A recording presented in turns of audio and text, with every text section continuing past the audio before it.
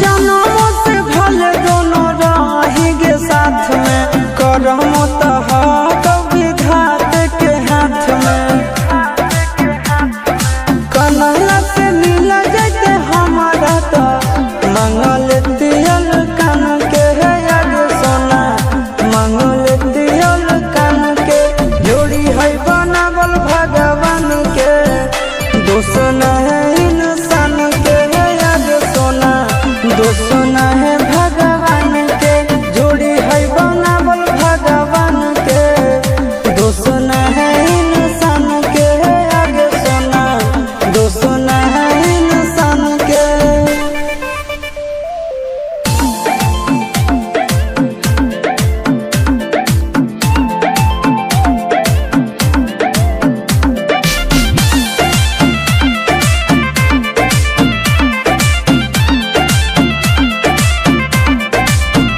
आगे तोर नहीं कसूर नहीं हमर कसूर गे, दोनों के कैला का ऊपर वाला दूर गे। ये सोना आगे तोर नहीं